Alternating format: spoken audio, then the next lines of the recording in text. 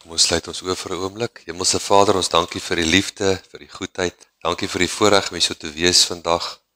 Ons wil ons harte oopmaak vanmôre om te hoor wat U vir ons sê, dat ons harte ontvanklik sal wees vir U woord, dat U woord vrugte sal dra in ons lewe.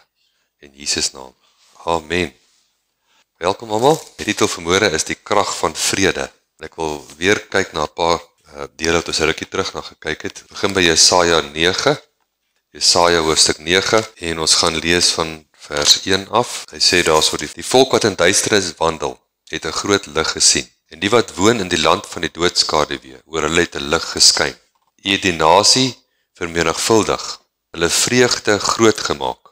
Hulle is vrolik voor die aangesig, soos iemand wat vrolik is in die oestyd, soos iemand wat juig as die byt verdeel word. Want die juk wat op hulle gedruk het, en die stok wat hulle rug getref het, die roede van hulle drywer het U verbreek, soos op die dag van Midian. Want elke soldaat se skoen wat daar wegstap met gedreun, en die kleed wat in bloed gerol is, dien tot verbranding 'n prooi van die vuur. Want 'n kind is vir ons gebore, 'n seun is aan ons gegee, en die heerskappy is op sy skouer, en hy word genoem Wonderbaar, Raadsman, Sterke God, Ewige Vader, Vredevors. Tot vermeerdering van die heerskappy en tot vrede sonder einde. Die troon van Dawid en oor sy koninkryk, om dit te bevestig en dit te versterk deur reg en deur geregtigheid. Van nou af tot in ewigheid. Die ywer van die Here van die leerskare sal dit doen. Goed, so ons het gesien dat een van die titels wat vir Jesus gegee word hierso is Vredevors. Vredevors. Hy bring vrede. En ons weet dat vrede is 'n geesteskrag. Blaai na Galasiërs 5 toe.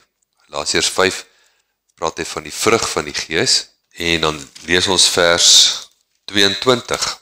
So Galasiërs 5 vers 22, maar die vrug van die gees is liefde, blydskap, vrede, lankmoedigheid, vriendelikheid, goedheid, getrouheid, sagmoedigheid, selfbeheersing.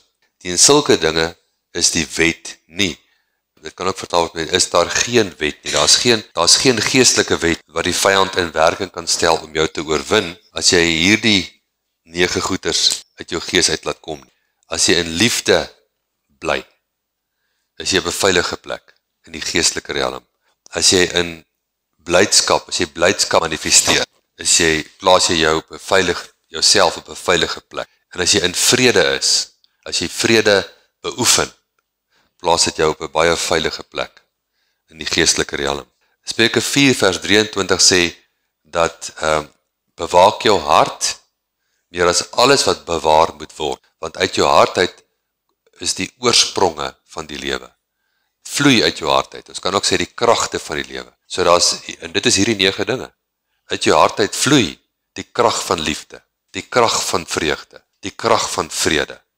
Dit is dinge wat vloei uit my gees uit. En dit is daai dinge moet ek bewaar meer as alles wat bewaar moet word. Want dit gee lewe, dit bring lewe vir my. Nou, as ons nog steeds in Galasiërs 5 vers 16 sê, maar ek sê, wandel deur die gees, dan sal jy nooit die begeerlikheid van die vlees of van die sintuie volbring nie. So, dit gaan oor waar jy saadjies saai, né? Jy saai saad in die gees, of jy saai saad in die vlees. Meeste mense probeer dit anders om doen as wat die versie sê. Hulle probeer om op te hou, hulle doen hulle uiterste bes om op te hou, om in die vlees te wandel. En dis nie wat hy gesê het om te doen nie. Kom ons lees dit weer. Hy sê, wandel deur die gees. Dan sal jy nooit die begeerlikheid van die vlees volbring. Wat wil die mense doen? Hulle wil sê, ek moet eers ophou in my eie krag en in my eie effort om in die vlees te wandel, dan sal ek in die gees begin wandel. Hy wil sê, nee, jy sal dit nooit regkry nie. Jy gaan jou teen 'n muur vasloop. Jy moet begin, maak nie saak waar jy is in die lewe, begin om in die gees te wandel. En dan sal die vlees sy houvas verloor. Dis die verskil. Jy moenie wag tot die dag van môre, soos Amelie gesê het, om in die gees te begin wandel, wanneer jy nou uiteindelik een of ander probleem self uitgesort het. Jy begin vandag om in die gees te saai. Nou, 1 Timoteus, hoofstuk 4, 1 Timoteus 4 vers 6 tot 8. As jy hierdie dinge aan die broers voorhou, sal jy 'n goeie dienaar van Jesus Christus wees, terwyl jy jouself voed met die woorde van die geloof en van die goeie leer waarvan jy 'n navolger geword het.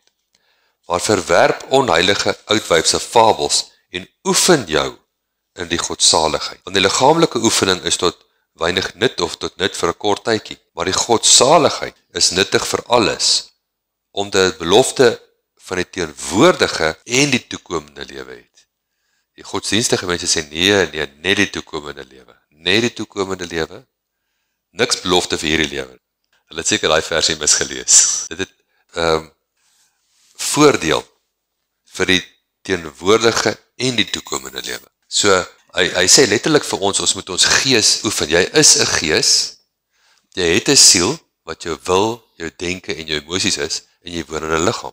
Nou, jy kan jou liggaam oefen, en jou liggaam sal ontwikkel. Jy kan jou siel oefen, jou denke, en jou denke sal ontwikkel. Maar die belangrikste ding om te oefen is jou gees. Want vanuit jou gees uit lewe jy. As jy 'n onderontwikkelde gees het, dan gaan jy altyd 'n slagoffer wees. 'n Slagoffer, 'n victim. Wat is 'n ander woord vir victim in Afrikaans? Slagoffer. Jy gaan 'n victim wees. Die hele res van jou lewe, want jou gees is pap, jou gees is swak, jou gees word nie gevoed nie, en jou gees word nie geoefen nie. En om daardie rede het jy geen geestelike krag nie. En jou lewe kom uit jou gees uit. Salomo sê vir ons, bewaar jou gees, jou innerlike mens, jou hart, meer as alles wat bewaar moet word, want daaruit vloei die kragte van die lewe. Jou gees is in staat om jou siel aan te raak, om jou siel te transformeer, jou denke te transformeer, jou emosies te transformeer. Jy gaan skielik helderder kan dink, meer logies kan dink, alles gaan verbeter in jou geheue, en jou gees is in staat om jou liggaam te transformeer, want dit is die krag wat van God afkom. Nou kom ons gaan intensief kyk nou na Filippense 4 vers 6 tot 8. Ons gaan 'n bietjie ons diens gaan vanoggend hoofsaaklik konsentreer rondom Filippense 4. Want hier gee hy vir ons hierdie stappe, duidelike uiteengesette stappe, van hoe om suksesvol te wees. Ons lees uit vers 6 tot 8. Ek gaan hom in 3 vertalings vir ons lees, dat ons hom kan hoor en hoor en hoor. Vers 6 sê, wees oor niks besorg nie, maar laat jou begeertes in alles, deur gebed en smeking, met danksegging, bekend word by God. En die vrede van God, wat alle verstand te bowe gaan, sal jou hart en jou gedagtes bewaar in Christus Jesus. Verder broers, alles wat waar is, alles wat eerbaar is, alles wat regverdig is, alles wat rein is, alles wat lieflik is, alles wat loflik is, wat deug en wat lof daar ook mag wees, bedink dit. So, hy gee van ons 'n paar stappe, en 4 stappe om presies te wees, en ek kan al 4 stappe deurgaan. Hy gee vir ons die eerste stap is bid. Dis die eerste stap. Jy moet bid. En die Bybel sê dit. Nee, ons gaan daarna kyk. Die tweede stap is, jy moet danksegging en lofprysing beoefen. Die derde stap is, jy moet oefen om vrede te ontwikkel. En die vierde stap is, jy moet oefen om reg te dink. As jy daai 4 stappe doen, dan gaan jy transformasie ondergaan in jou lewe. Nee. Nou, kom ons lees dit dan nou in die Weymouth vertaling. Filippense 4, vers 6 tot 8. Do not be anxious about anything, but by prayer and earnest pleading, together with thanksgiving, let your requests be unreservedly made known before God.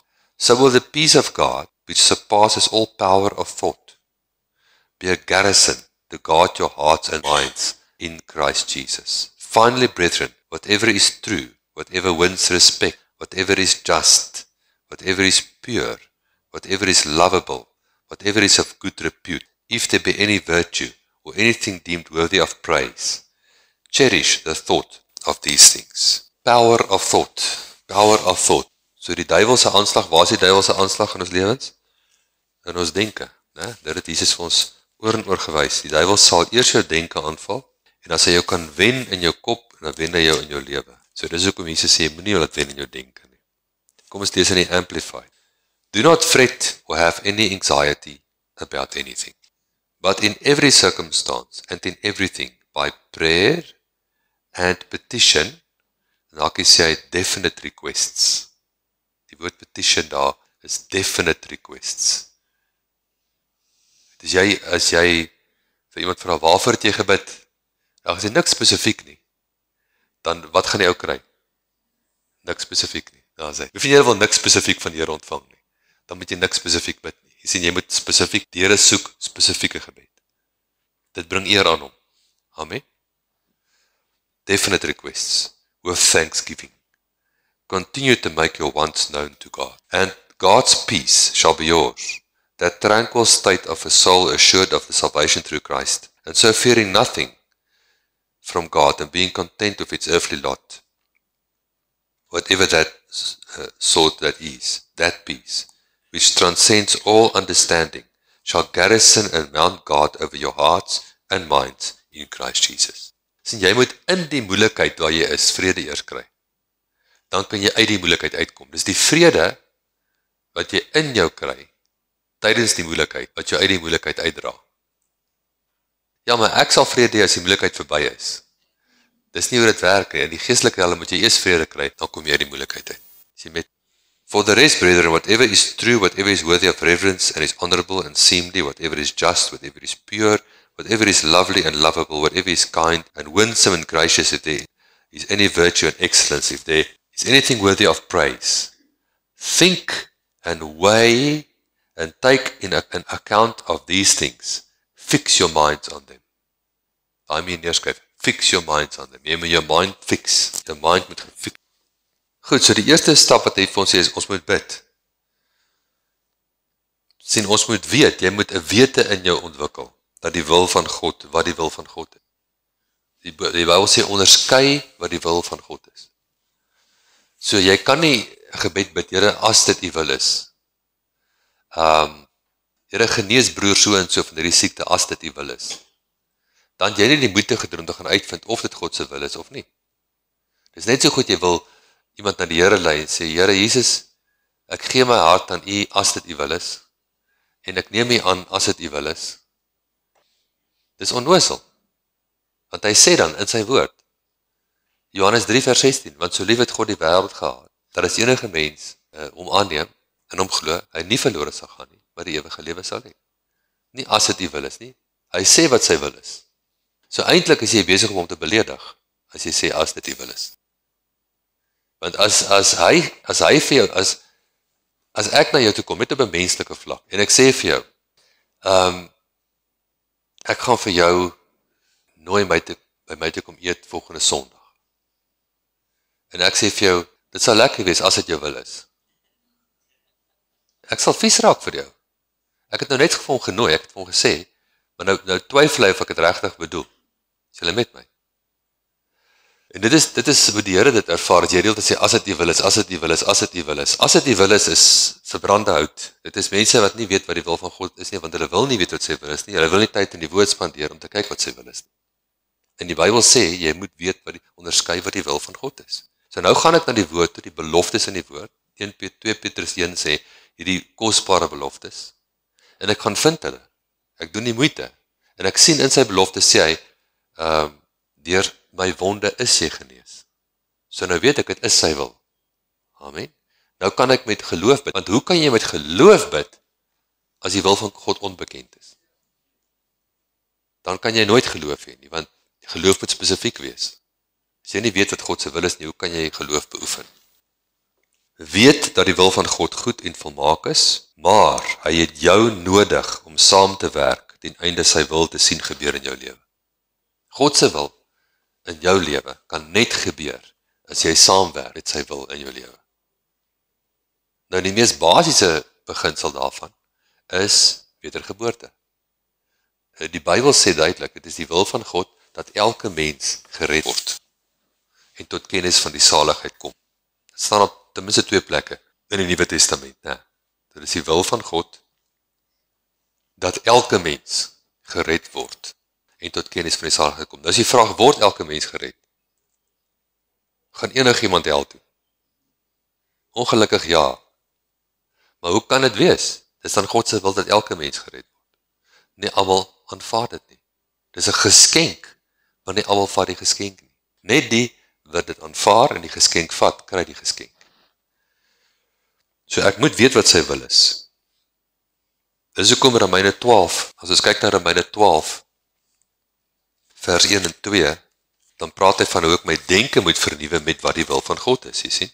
Ek vermaan jou dan broers by die ontferminge van God, dat jy die liggaam bestel as 'n lewende, heilige en aan God welgevallige offer. Dis julle redelike godsdiens. So ek stel my liggaam, ek onderwerp my liggaam aan God se woord, ek onderwerp my liggaam aan God se wil. Amen. Ek is in 'n verbond met hom, 'n bloedverbond. Wat beteken ek behoort aan hom en hy behoort aan my. Dis so 'n verbond werk. 'n Bloedverbond is soos in 'n huwelik. Dis 'n verbond. My liggaam behoort aan my vrou en haar liggaam behoort aan my. Ander mense is nie welkom nie. Amen. Dis hoe dit werk. Nou, ek gee my liggaam aan die Here. Ek gee my siel aan hom, dis my denke, my wil en my emosies. Ek gee dit aan die Here.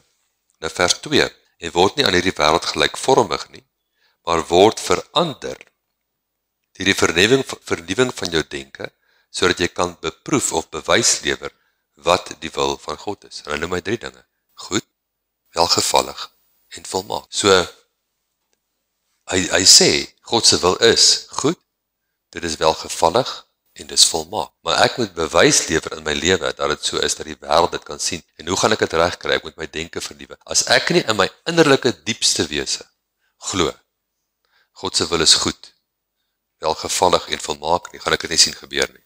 Dit help nie ek stem saam in my denke. Dis nie genoeg nie. Dis nie genoeg om in jou denke saam te stem dat God se wil goed is nie. Maar in jou hart twyfel jy daaraan nie. Wat gaan met jou gebeur? Nie wat jou denke sê nie, wat jou hart sê.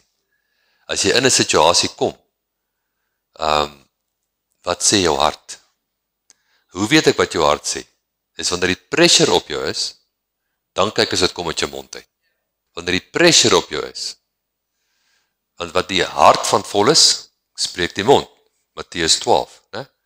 So dis hoekom ek moet tyd spandeer om te mediteer in die woord, dat die woord in my gees kan ingaan, in my wete kan ingaan, dat ek wete is van wie ek is, 'n wete van wat sy wil is. Geen twyfel dat die wil van God goed is nie. Geen twyfel dat die wil van God genesing is nie. Dat sy wil vrymaking is nie. Dat sy wil die seun van Abraham. Sy wil vir elke mens is die seun van Abraham in sy volheid moet manifesteer in jou lewe. Jy moet dit settle in jou hart. Nou Jakobus 5 vers 13. Jakobus 5 vers 13. Is daar iemand onder julle wat ly? Laat hom dit aanvaar. God is besig om iets te leer. Is dit daar staan? O nee. Kom ons lees dit weer. Is daar iemand onder julle wat ly? Laat hom bid. Hoekom? Dis nie God se wil nie. OK? Dis nie God se wil dat jy ly nie. Dis hoekom jy moet bid. Dis maklik. Dit is nie rocket science nie, mense. Dis maklik. Hy sê as daar iemand onder julle wat ly. Hy sê nie is waaroor ly jy nou nie. Hy kan ly oor 'n siekte, hy kan ly vervolging, hy kan ly enigiets, laat hom bid. En hoe moet hy bid? Markus 11 vers 24. Daarom sê ek vir julle, alles wat julle in die gebed vra, glo dat julle dit ontvang en julle sal dit kry. Alles wat julle in die gebed vra, glo dat jy dit ontvang en jy sal dit kry. Wanneer moet jy glo dat jy dit ontvang? Wanneer jy bid. As jy glo jy ontvang wanneer jy bid, sal jy dit kry. As jy nie glo jy ontvang wanneer jy bid nie, sal jy nie kry nie. Dis hoe geloof werk. Dis 'n geestelike dimensie, né? So ek kom op grond van die woord en ek is spesifiek in wat ek nodig het. Spesifiek. Ek glo, ek ontvang. Wanneer ek bid. Nou 1 Johannes 5 sê die volgende. 1 Johannes 5 vers 14 en 15. Dit is die vrymoedigheid wat ons teenoor hom het, dat hy ons verhoor as ons iets vra volgens sy wil. Wat is sy wil? Om te vra. Sy wil is, ons net gelees, jy moet in geloof vra. So as ons iets vra, volgens sy wil om te vra, naamlik in geloof, dan sal ons dit kry. Amen. Sy wil vir jou om te vra, is om te glo, jy ontvang, wanneer jy vra, dan sal jy kry. Die Bybel kan nie uit twee monde praat nie, julle. Dis een boek, dis een God, dis een waarheid. Amen. Hy het gesê, glo wanneer jy vra, dat jy ontvang, en jy sal kry.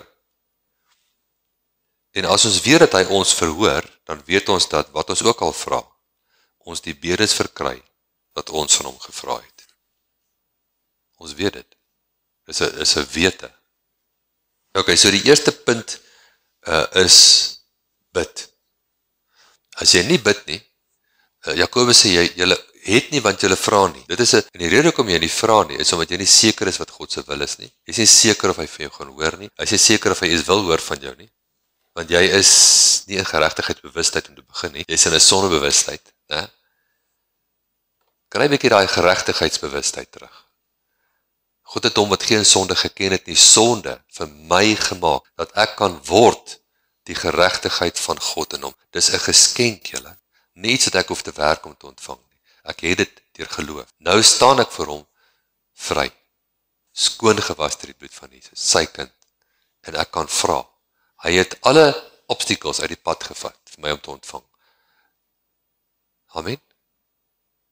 Ek in myself maak foute. Maar Jesus maak nie foute nie.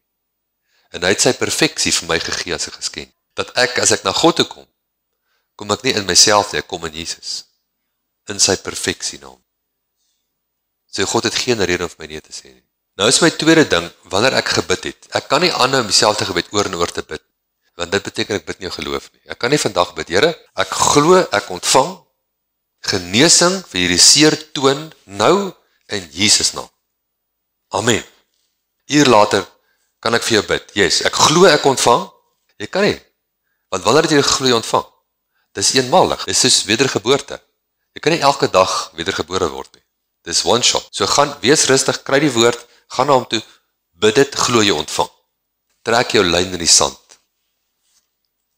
Kap jou pen in. So een boer op die plaas, hy het die Here aangeneem. Maar hy sukkel met die duiwel vir hom sê, maar hy het nie. Maak hy 'n plan. Hy vat 'n pen en hy kap hom in die grond, en hy sê, ek bietjie by die grond uitsteek, daar onder die een boom. En hy sê, hierdie dag het ek Jesus aangeneem. En elke keer as die duiwel vir hom sê, ja, maar jy het nie, draai die trekker om, en ry na die boom toe, wys hy die pen daar. Hy wys het vir my pen. Is ingekap, is een keer, ek het dit gedoen. Is julle met my? 'n Baie duidelike teken dat jy wedergebore is wanneer die duiwel vir jou sê jy is nie. Hy is 'n leienaar, amen. God sal hom, wat na my toe kom, nooit verwerp nie. Amen. God probeer nie maniere kry om jou uit die hemel uit te hou nie. Hy het sy enigste seun gestuur om jou in die hemel in te kry. Is julle met my? Ok, nou dieselfde met die gebed. Ek doen die gebed eenmaal, maar nou, hoe hou ek my geloof in aksie? Ek moet my geloof in aksie hou. Dit moet aanhou vloei. Dit gebeur deur danksegging en lofprysing. Dis hoekom hy sê, ons gaan terug na ons fondasieskrif toe, Filippense 4, wees oor niks besorg nie, maar laat jou begeertes in alles deur gebed en petisie met danksegging bekend word by God. So God weet dit klaar, hoekom moet dit bekend word? Dit moet bekend word op 'n amptelike vlak. Jy het dit gebring. Sien, daar's geestelike wette in werking. Het jy ooit die probleem na hom toe gebring? Hy weet wat jou probleem is. Jy weet wat jou probleem is. Die ander mense weet wat jou probleem is. Dit gaan nie daaroor wie weet wat jou probleem is nie. Dit gaan oor, het jy dit gebring? Dat jy moet dit bring. Nou, danksegging. So, nou terug na 1 Timoteus 4 vers 6-8. Hy sê, oefen jou in die godsaligheid. Dit beteken ek met my gees oefen. Hy sê, voed jou gees met die woorde van geloof. Oefen jou gees. Wat moet ek oefen? Ek moet liefde oefen. Ek moet vreugde oefen. En ek moet vrede oefen. Om danksegging en lofprysing te doen, moet ek dit oefen. Ek beoefen. Wanneer ek beoefen, oefen ek. Amen? Om danksegging te oefen, moet ek dit beoefen. As ek nooit probeer danksegging doen nie, dan oefen ek dit nie. So ek moet begin as ek gebid het, om dankie te sê.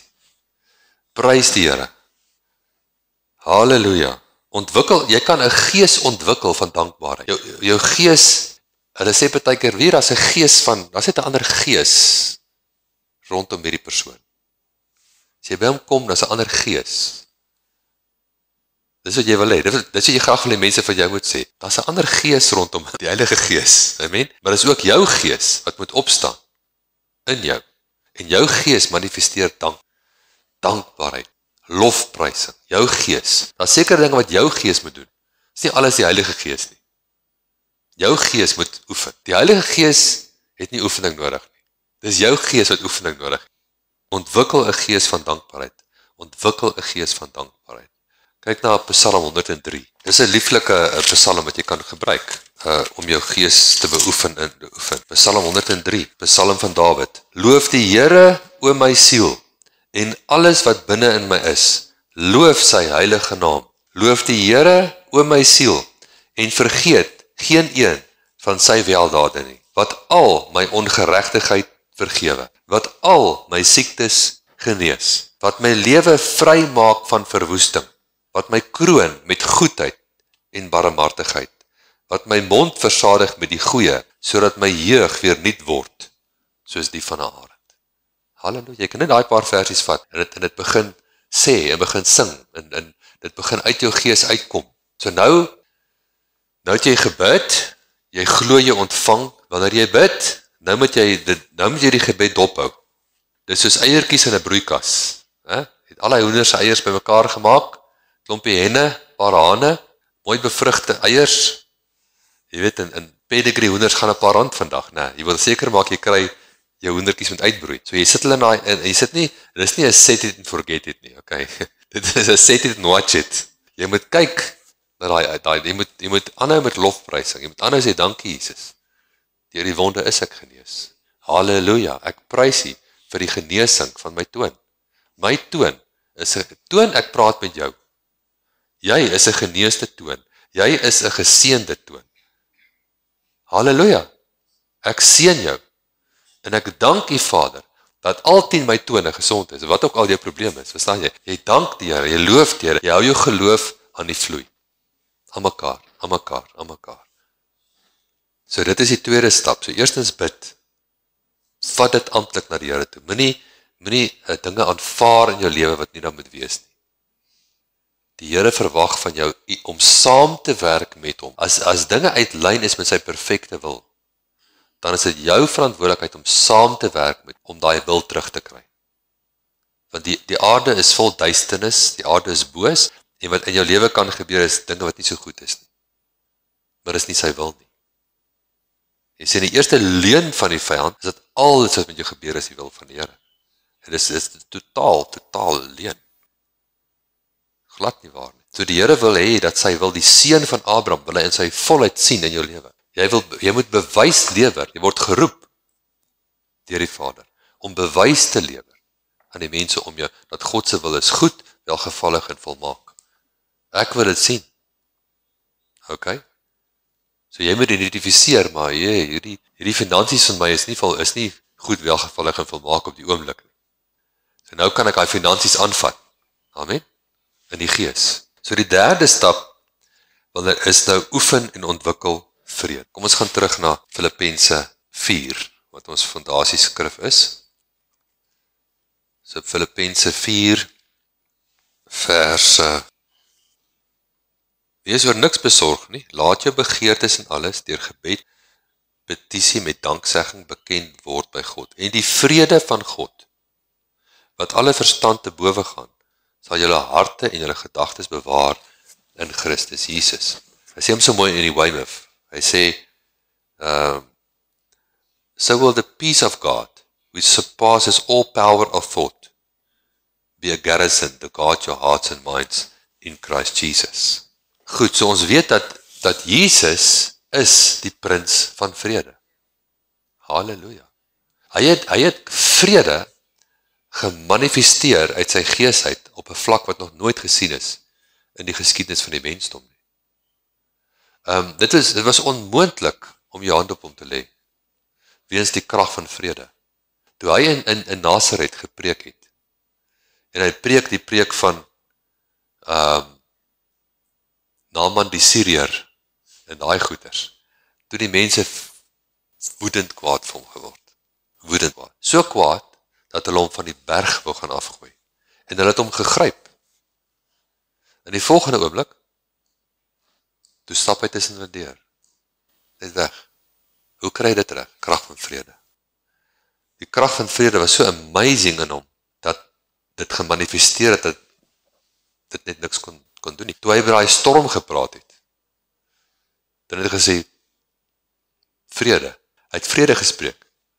En die storm het vrede. Dit is 'n krag. So die vrede wat jy bou, die vrede wat in jou is 'n bonatuurlike vrede. Surpassing all power of thought. Dis wat Weymouth sê. En as ek vrede, nou moet ek vrede saai. Ek moet saaietjies saai van vrede. Ek moet besef dat dit my verantwoordelikheid is om vrede te kultiveer. Dit is soos 'n tuin hier binne in my.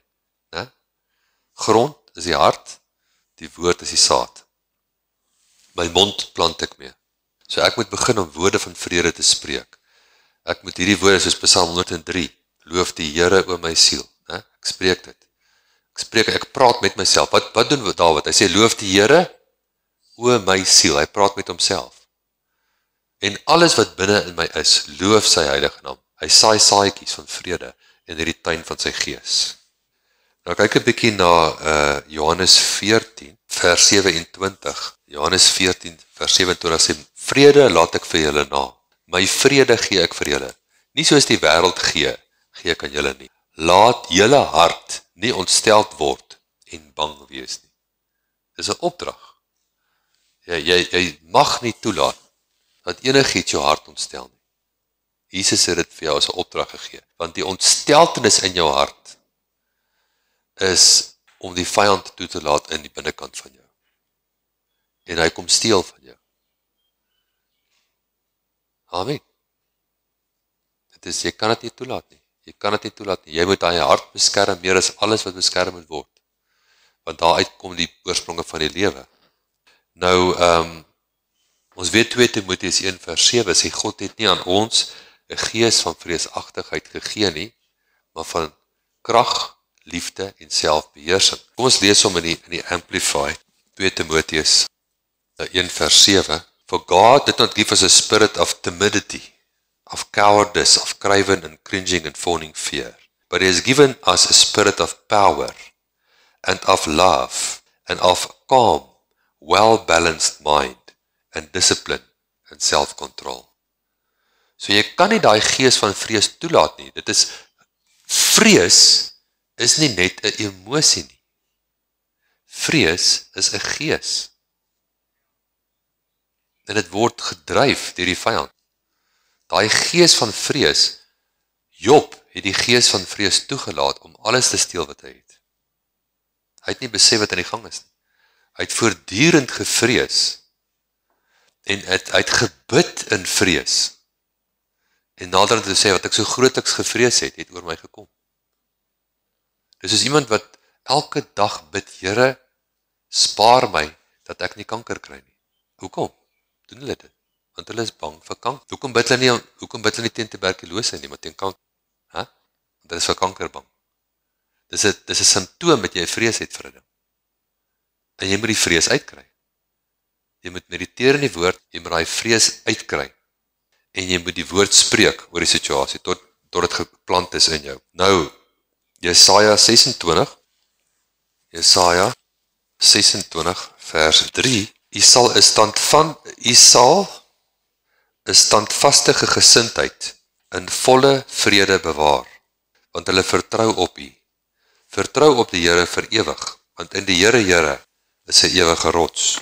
In die Amplified, you will guard him and keep him in perfect and constant peace, whose mind, both its inclination and its character, is stayed on you. Jy kan ook sê, is focused on. As jy op die regte plek fokus, as jy jou mind fokus, fix, Filippense 4 sê, fix your minds, dan moet jou denke fokus op die regte plek, dan sal jy hom in perfekte vrede bewaar.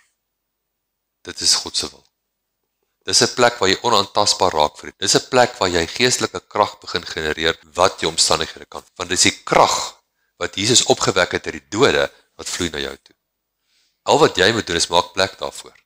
Daar's nie plek vir daai krag in vrees nie. Dis nie van vrees is 'n gees wat nie van God af. En as jy vrees manifesteer, onder vrees gebuk gaan, dan is daar nie plek vir die krag van God. Nou Matteus 6, dit is 'n paar weke terug ook gelees in die Amplified en dit was baie mooi geweest, ons gaan dit weer lees. Matteus 6, ons ken al Matteus 6 so goed hier so in die kerk, maar die Amplified het iets mooi gedoen daar. Kom ons lees in hom in, so van vers 22 af. But if the eye is the lamp of the body, so if your eye is sound, your entire body will be full of light. Mense, as jou fokus op die regte plek is, as jy kan nie besluit neem waar jy gaan fokus. Niemand kan dit vir jou neem nie. Maar as jy God se woord eer en respekteer en jou fokus maak, dan maak jy 'n pad dat jou hele wese vol lig word. Jy kry insig, jy kry lig wat niemand om jou het nie. Dawid het in Psalm 119 gesê, "U maak my wyser as die ou mense."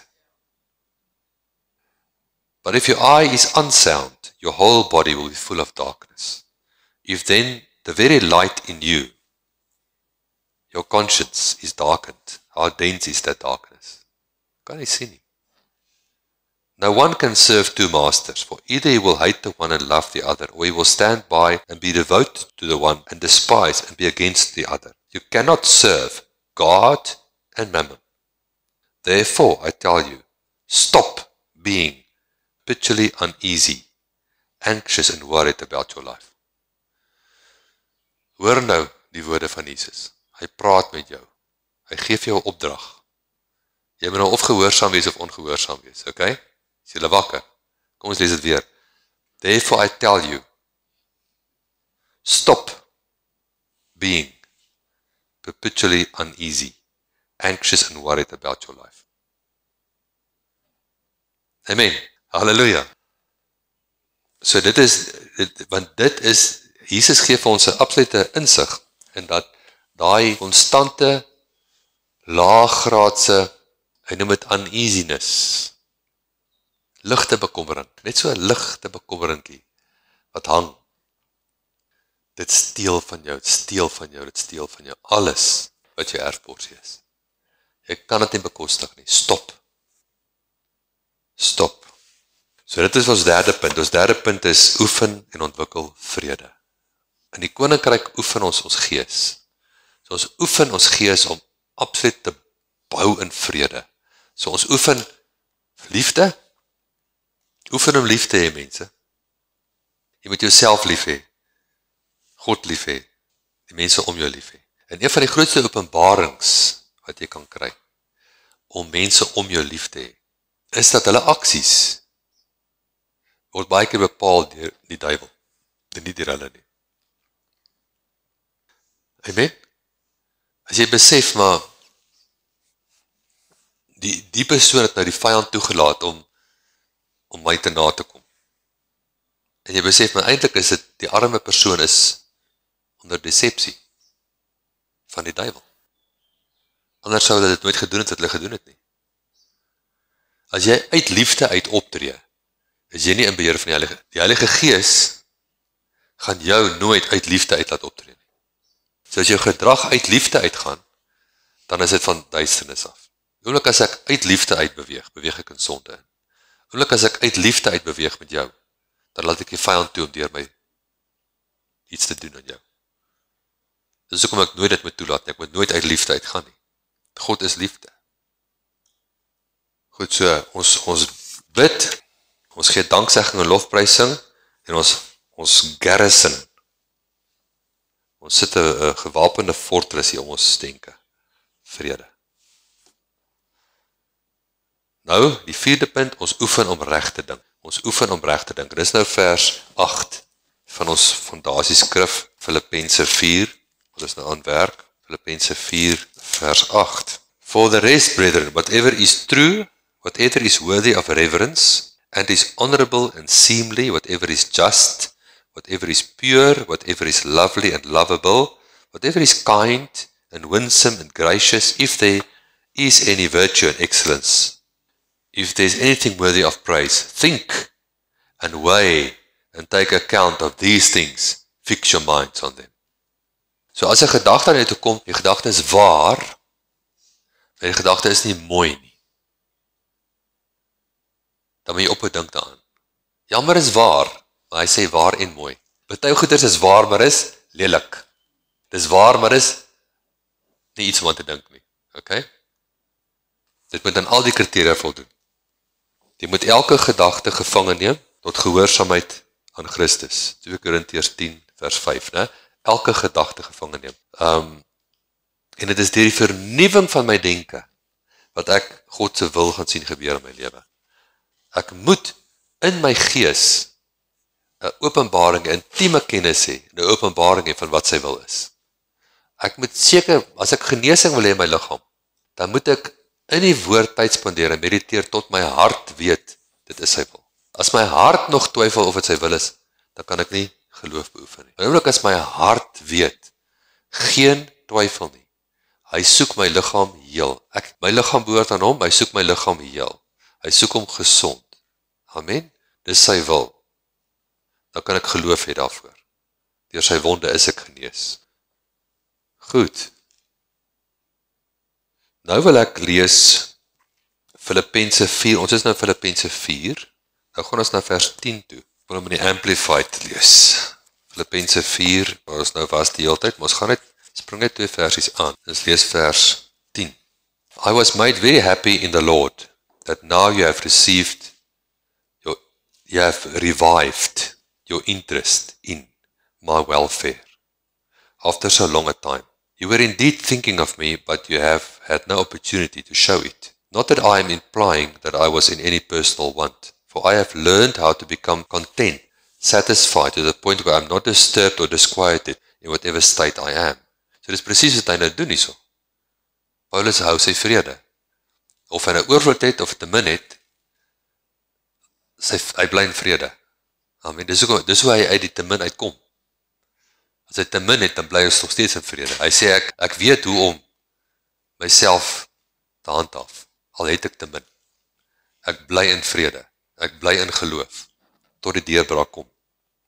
Vers 12, I know how to be abased and live humbly in straitened circumstances, and I know also how to enjoy plenty and live in abundance. I have learned in any and all circumstances the secret of facing every situation. Hoor daai woorde. I've learned in any and all circumstances the secret of facing every situation. Wie van julle kan my sê wat die secret is? It's the peace of God. Dit is geestelike krag. Jy sien, hy laat nie die omstandighede hom beïnvloed nie. Hy heers oor die omstandighede. Whether well fed or going hungry, having sufficiency or enough to spare, or going without and being in want. Dink aan Petrus wat in die tronk is. Hulle sê hulle gaan hom môre onthoof. En die Here stuur sy engel. Onthou julle daar in Handelinge. En wat het Petrus gedoen? Toe die engel daar aankom. Hy was besig om op en af te pys. Dan dink, hoe gaan ek uit hierdie gemors uitkom? Nee, hy was in die slaap. Die engel moes hom skop om hom wakker te kry. Hy was in vrede. I have strength for all things in Christ who empowers me. I'm ready for anything and equal to anything through him who infuses inner strength into me.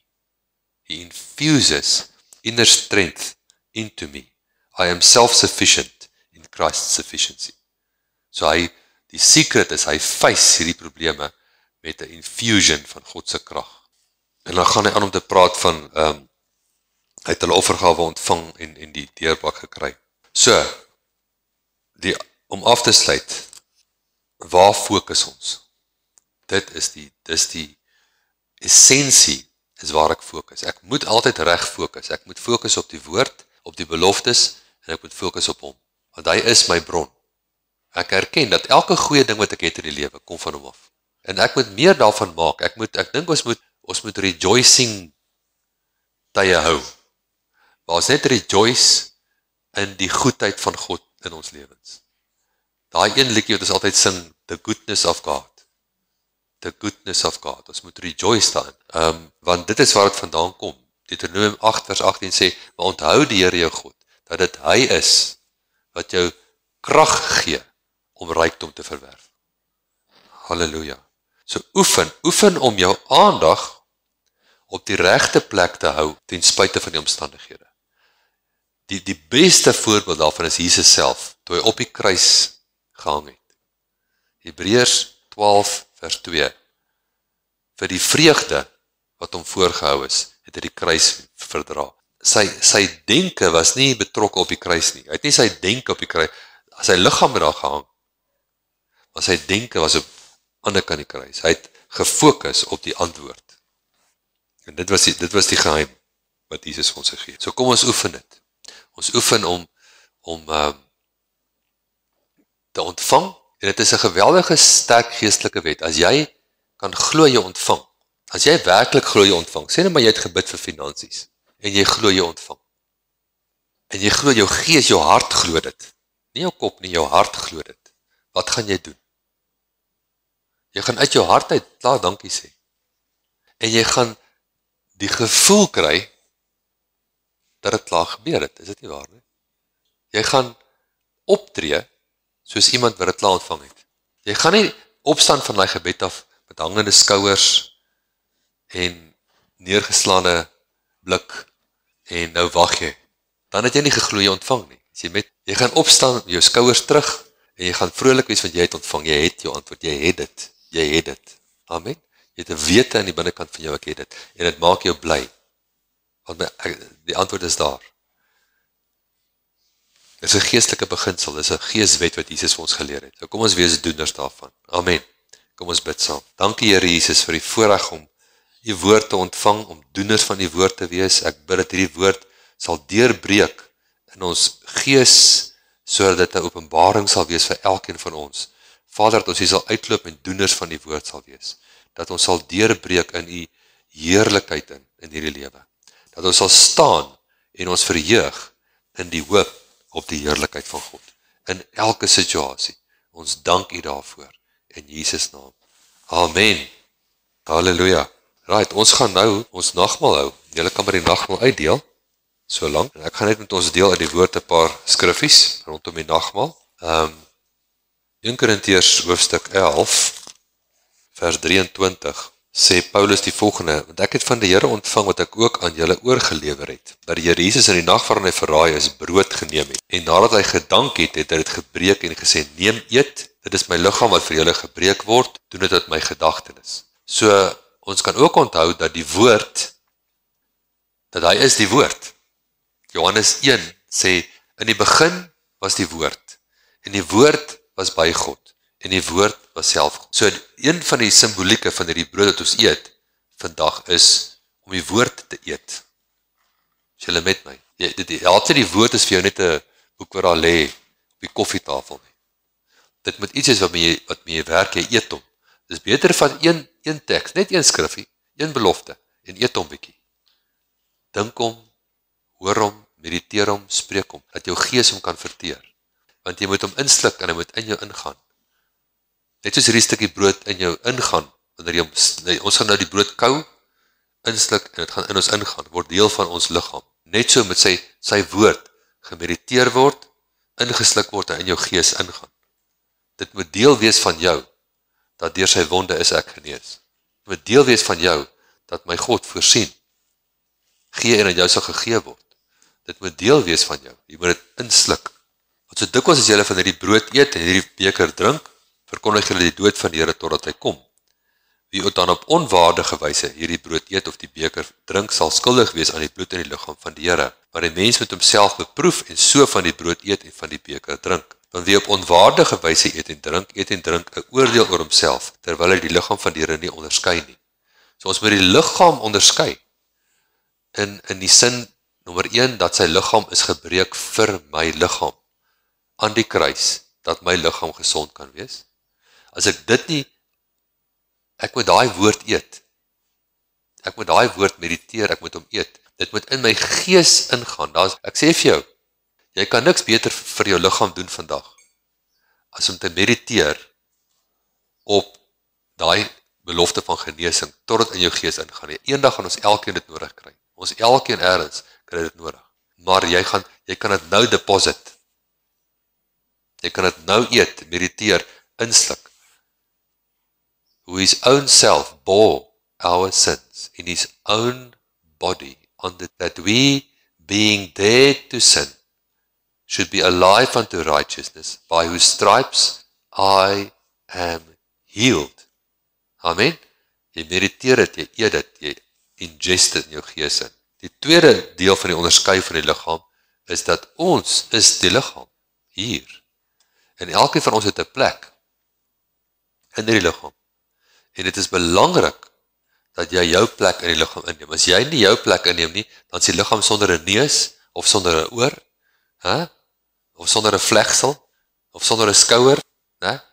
Ja, maar die mond is daar. Een groot mond. Hoe lyk dit nou vir jou? Wat van die ken? Elkeen van ons moet hier wees, om ons deel by te dra. Jy moet nie net hier wees, jy moet nommer 1 fisies hier wees. Ek kan nie vir leesstoele preek, maar nommer 2, moet jy in die gees hier wees. Want onthou, elke van julle het 'n salwing op julle lewe. En daai salwing trek uit die salwing wat in my is.